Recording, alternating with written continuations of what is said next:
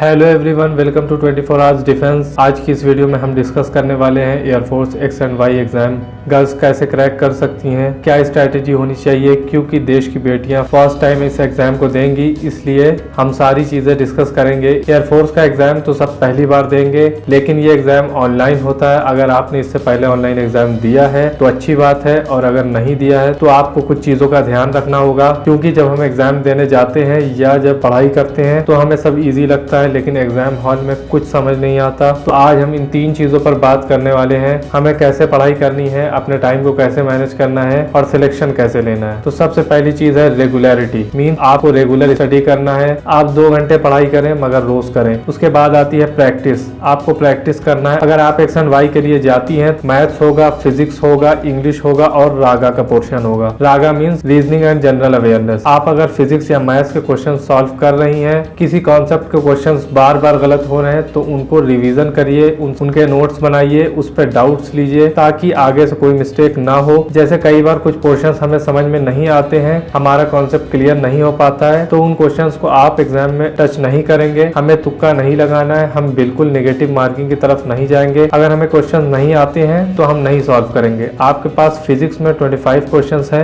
आपको अपना टारगेट लेकर चलना है 17 से 18 क्वेश्चन। अगर आपने 13-14 क्वेश्चन एग्जैक्ट सही कर लिए हैं तो इनफ है। बात करें अगर मैथमेटिक्स की, तो इसमें भी आपको ऐसा ही करना है। अगर आप केवल 7 या 8 क्वेश्चन सही कर पा रहे हैं तो ही आप तुक्का लगाएं, अदरवाइज नहीं। मींस सिर्फ 8 क्वेश्चन सही किया तब रिस्क लें, अदरवाइज रहने दें, क्योंकि जब एयरफोर्स का रिजल्ट आता है तब हमें अंदाजा होता है कि हमने सारे क्वेश्चन अटेम्प्ट किए थे, फिर भी नेगेटिव मार्किंग के कारण सिलेक्शन लेते लेते रह गए।